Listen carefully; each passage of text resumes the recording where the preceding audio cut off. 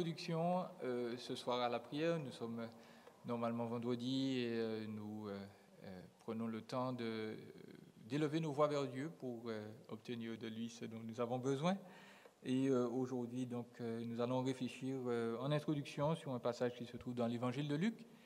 Mais pour l'heure, nous allons prier pour introduire notre moment et nous allons chanter ensemble quelques recueils qui seront projetés pour vous, le 119 sur « À toi la gloire », le 159 sur « À toi la gloire » également. Prions. Seigneur, merci pour ce temps que nous passons ensemble. Merci parce que toi qui es éternel, toi qui es Dieu Tout-Puissant, qui n'a besoin de rien, toi qui es trois en un mystère que jamais nous ne pourrons comprendre. Tu t'es abaissé, tu es venu vers nous et tu ne nous as pas laissés seuls. Nous voulons te remercier pour ton amour infini. Nous voulons te remercier pour ton sacrifice. Nous voulons te remercier pour les certitudes et la paix qu'il donne. Et Seigneur, nous prions donc que nos cœurs soient toujours orientés vers toi et que nous puissions avoir envie de te servir et de te glorifier par nos chants, par nos prières également. Et nous te demandons ces grâces dans le nom de Jésus. Amen. Amen. Le Seigneur est notre Rédempteur, c'est-à-dire qui nous a libérés de notre péché. Et c'est lui qui a été abandonné du Père pour nous. Et nous allons nous rappeler donc de ce qu'il a fait en cantique, en chanson et aussi par sa parole également. Rédempteur adorable.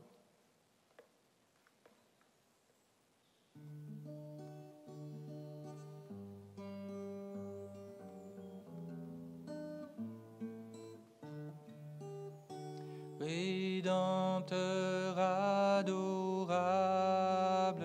sur la croix attaché, traité comme un coupable, brisé pour mon péché. Ton angoisse suprême, ta douleur, ton tourment, me disent, va, je t'aime, j'ai pris ton châtiment. Abandonné du Père, dans mon âme troublée, buvant la coupe amère pour ton iniquité, de l'éternelle flamme, mon amour te sauva. Je mourus pour ton âme, pécheur à Golgotha. Le sang de mes blessures, ma couronne de roi, toutes ces meurtrissures, comprends le c'est pour toi. J'ai subi ta souffrance, j'ai porté ta longueur, contemplant en assurance ton grand libérateur. Ton amour me réclame, me voici, je sauveur. Prends mon corps et mon âme pour prix de ta douleur. Oui, mon âme ravie, désormais ne veut plus de vivre de ta vie à ta gloire, ô Jésus. Que vivre de ta vie à ta gloire, ô Jésus.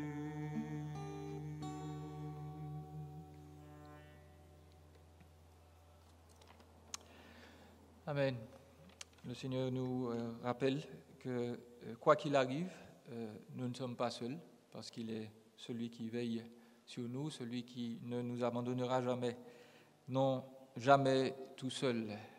Nous allons chanter le 159 sur « À toi la gloire ». Ne crains rien, je t'aime.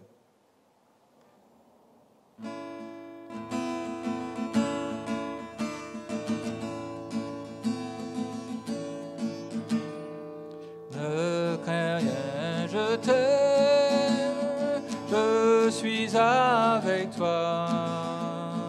Promesse suprême et soutiens ma foi. La sombre vallée n'a plus de terreur, l'âme consolée, je marche avec mon Sauveur. Non, jamais tout seul, non, jamais tout seul. Jésus, mon Sauveur, me garde, jamais ne me laisse seul. Non, jamais tout seul, non, jamais tout seul. Jésus, mon Sauveur, me garde, jamais ne me laisse tout seul. L'aube matinière me lui court au jour. Jésus, ma lumière, éclaire toujours. Quand je perds de vue l'astre radieux, à travers la nuit, Jésus me montre les cieux. Non, jamais tout seul, non, jamais tout seul. Jésus, mon Sauveur, me garde, jamais ne me laisse seul. Non, jamais tout seul, non, jamais tout seul. Jésus, mon Sauveur, me garde, je ne suis jamais tout seul. Les dangers accourent, subtils inconnus, de près ils m'entourent, de près est Jésus. Et dans le voyage, me redis c'est moi. Ne crains rien, courage, je suis toujours avec toi. Non, jamais tout seul, non, jamais tout seul. Jésus, mon Sauveur, me garde, jamais ne me laisse seul. Non, jamais tout seul, non, jamais tout seul. Jésus, mon Sauveur, me garde, je ne suis jamais tout seul.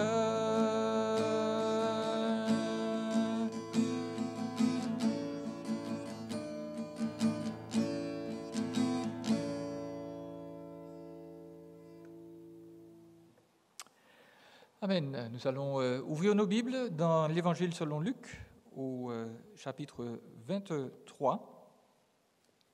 Et, je m'excuse. Nous allons ouvrir nos Bibles dans l'Évangile selon Matthieu, excusez-moi, chapitre 27. Et nous allons lire quelques versets à partir du verset 45 jusqu'au verset 49. Matthieu, au chapitre 27, versets 45 à 49. Matthieu 25, ou 27, pardon, 45 à 49.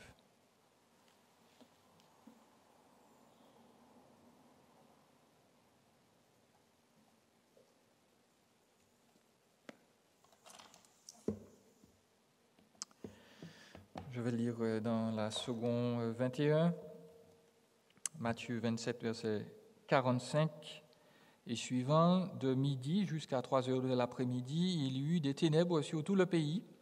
Vers 3 heures de l'après-midi, Jésus s'écria d'une voix forte, « Eli, Eli, lama sabachthani », c'est-à-dire « Mon Dieu, pourquoi m'as-tu abandonné ?»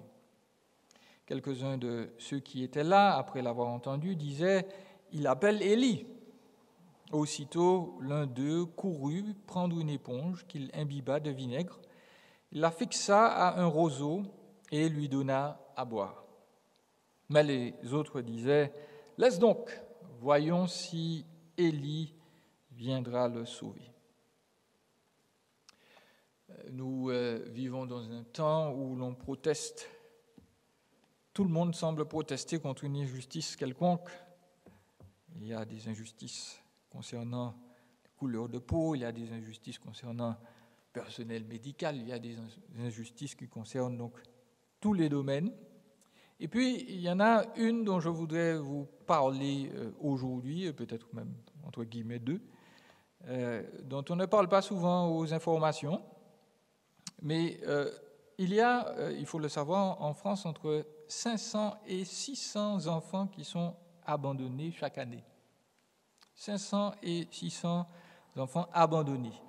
Et le plus terrible dans cette situation, c'est que donc nous avons une loi en France qui date de 1941 environ, qui dit qu'on peut accoucher sous X, c'est-à-dire que l'enfant n'aura jamais la possibilité de savoir par qui et pourquoi il a été abandonné. Et on ne peut que s'imaginer ce que cet enfant peut vivre, ou ces personnes peuvent ressentir dans leur cœur, dans leur esprit. Quoique, peut-être nous, en Martinique, nous avons un relent d'appréciation de cette souffrance, parce que, nous l'avons déjà dit ici, certains peuples peuvent remonter sur des centaines, pour ne pas dire des milliers d'années en arrière en termes de généalogie. Ils savent qui sont leurs parents, qui sont les parents de leurs parents, des générations en arrière, alors que nous, les Caribéens, pour la plupart, nous ne pouvons pas remonter plus de quelques générations parce que voilà, nous avons ce vide, en tout cas du côté de nos ancêtres africains. On ne peut pas aller plus loin que quelques générations et quelques noms. La génétique nous aide apparemment, voilà, on vient en majorité d'Afrique de l'Ouest, mais on n'a pas plus que ça. Et bien entendu, ça ne bouleverse pas pour la plupart d'entre nous notre existence de manière terrible, fondamentale, mais en même temps, il y a, voilà, lorsqu'on y réfléchit, il y a ce fait d'être un peu déraciné et de devoir s'enraciner, de construire notre histoire nous-mêmes. Et cela peut donc avoir des répercussions sur la manière dont on vit, même si elles ne sont pas énormes. Mais voilà, il y a des gens qui sont abandonnés.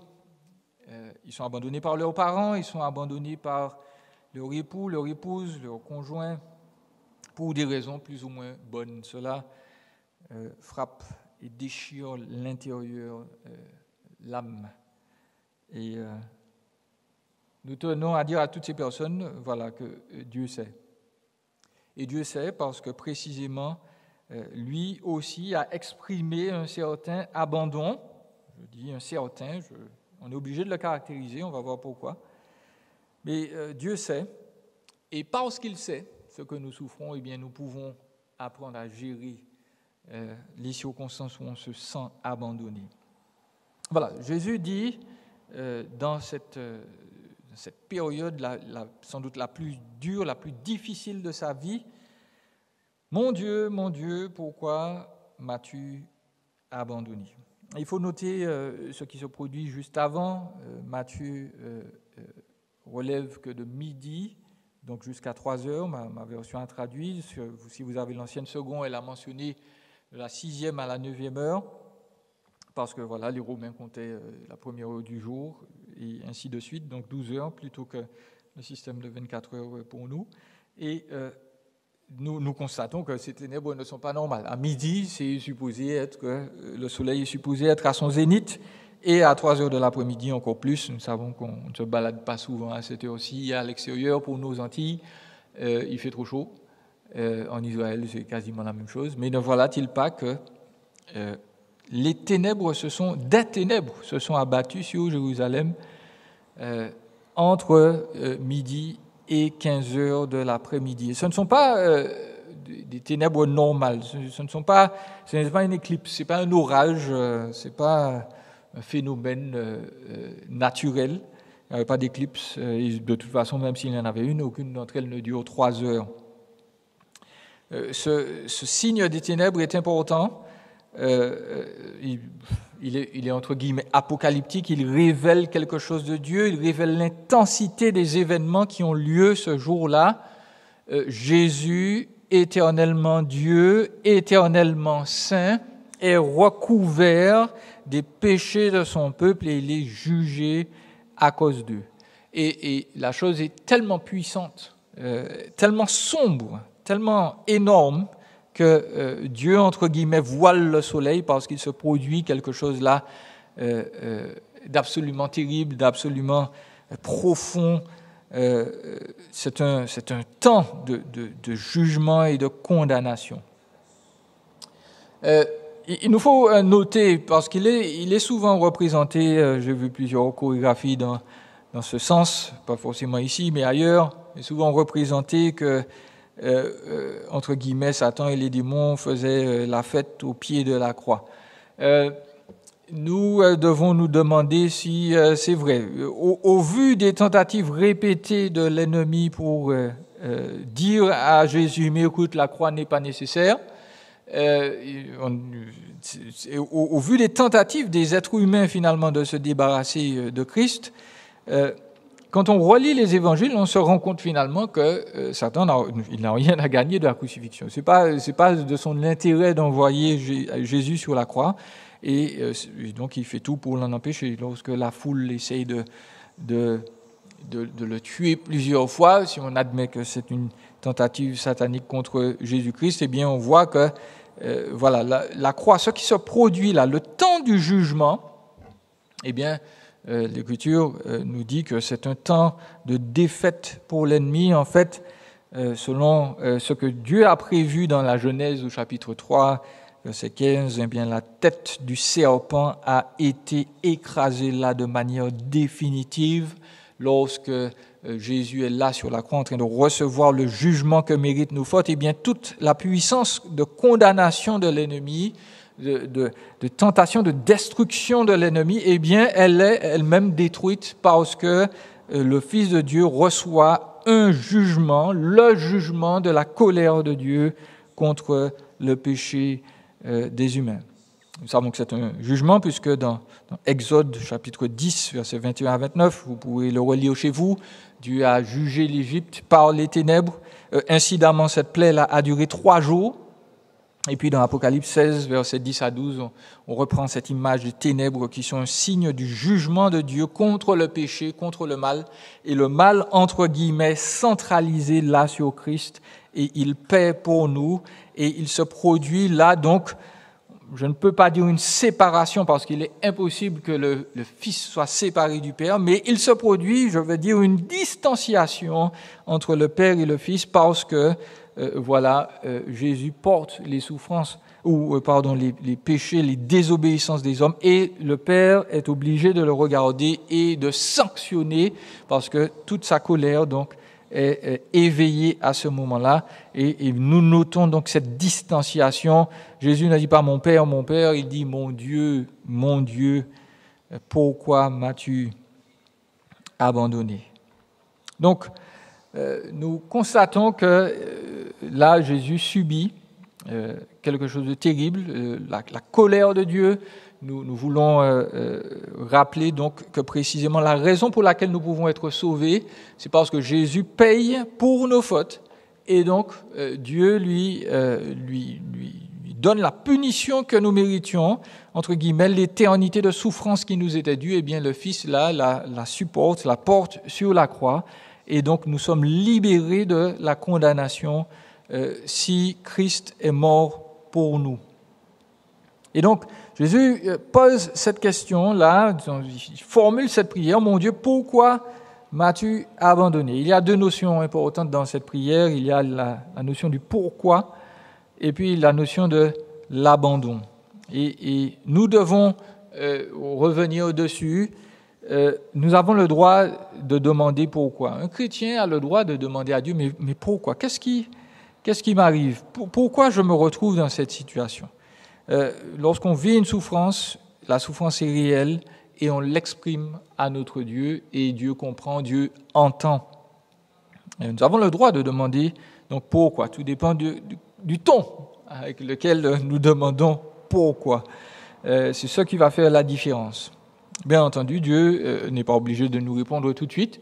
Je crois que, selon 1 Corinthiens 15, la mort étant, entre guillemets, engloutie dans la victoire, ça veut dire que toutes les douleurs que nous avons subies, eh bien, Dieu va nous montrer justement le pourquoi, et va, à travers ces douleurs, nous montrer qu'il y avait toujours un but. Donc, il va nous donner des explications.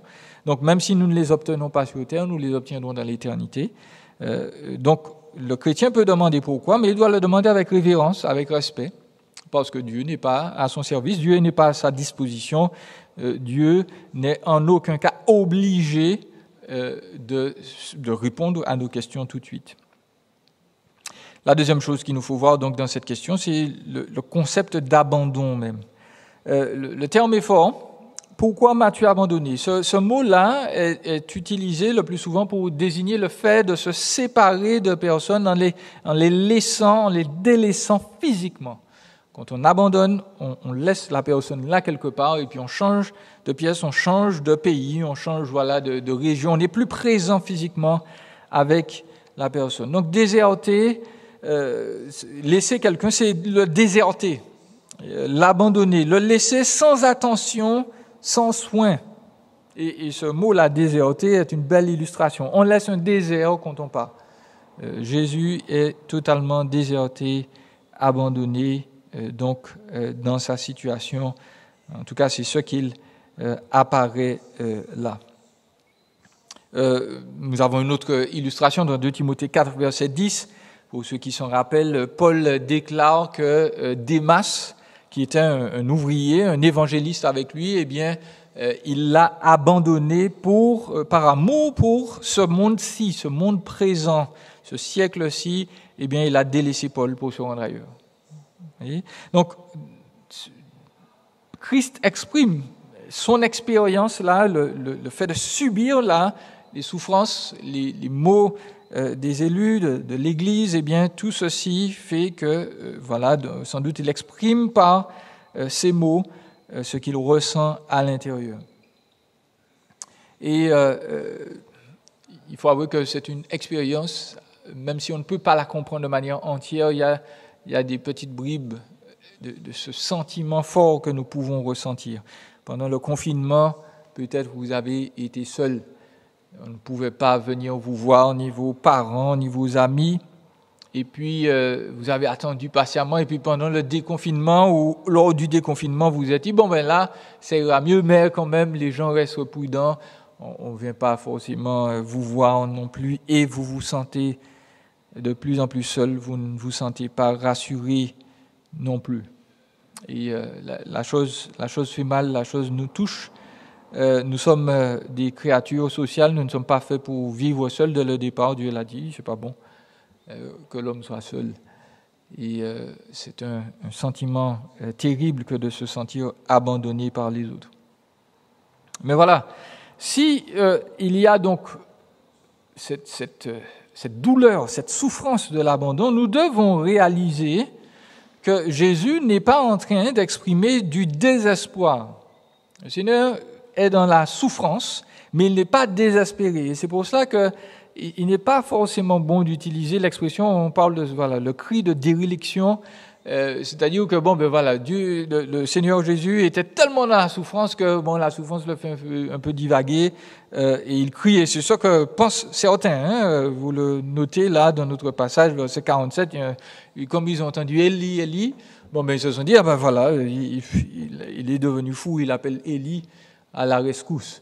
Et c'est pas du tout ce que Jésus est en train de faire.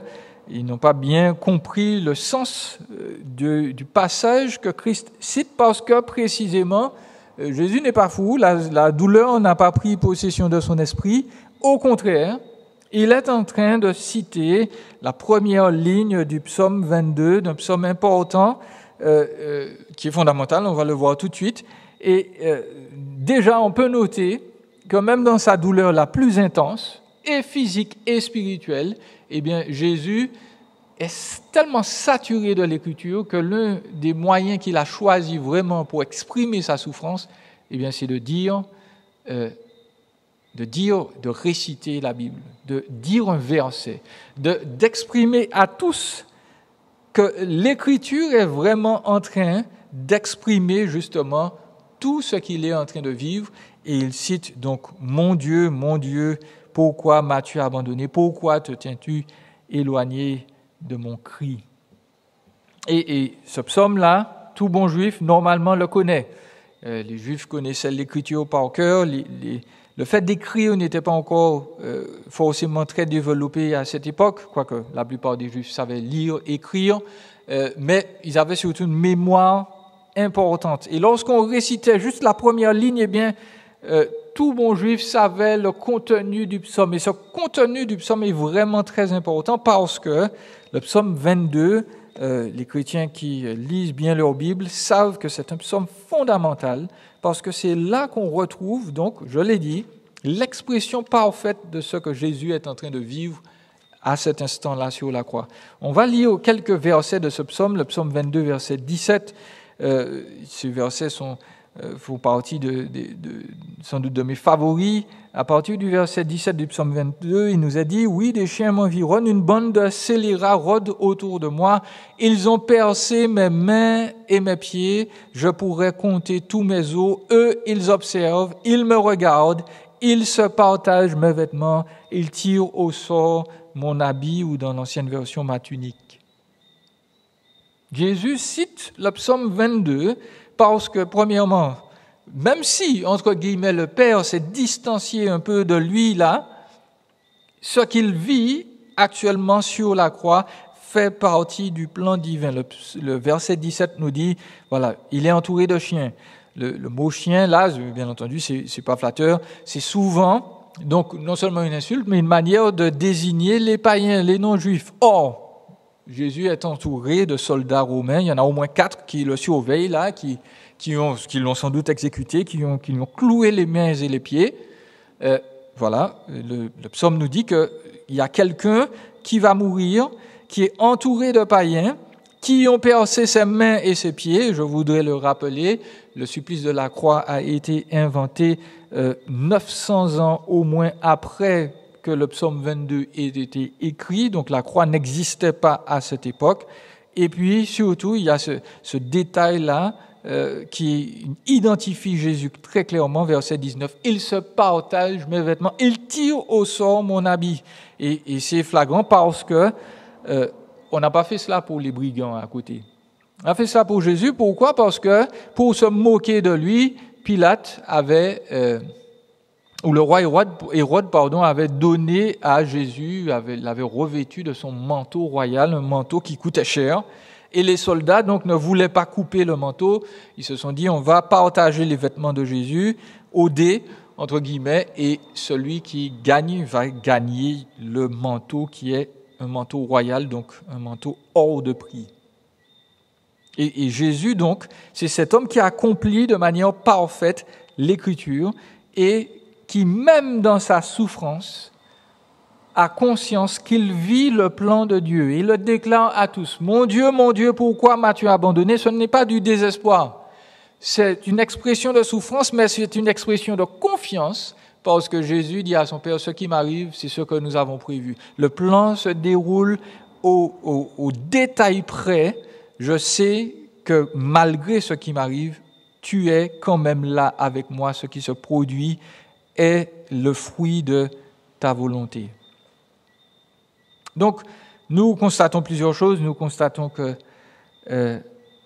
dans les temps difficiles, les temps où nos vies sont enténébrées, nous ne savons pas où aller. nous devons nous rappeler que même là, nous avons de l'espérance.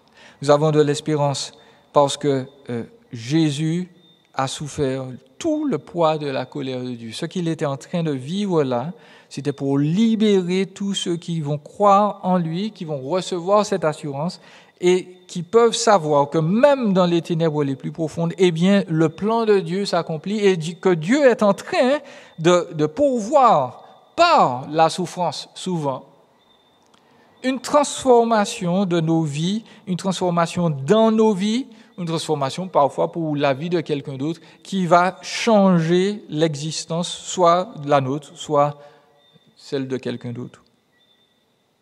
Et donc, même quand nous avons l'impression que voilà, nous n'arrivons pas à avancer, nos vies sont ténébrées, on ne comprend pas pourquoi, nous sommes dans la douleur, on a parfois l'impression que voilà, parce qu'on a désobéi, Dieu est là en train d'appuyer et de nous écraser, eh bien nous devons nous rappeler que Jésus a souffert.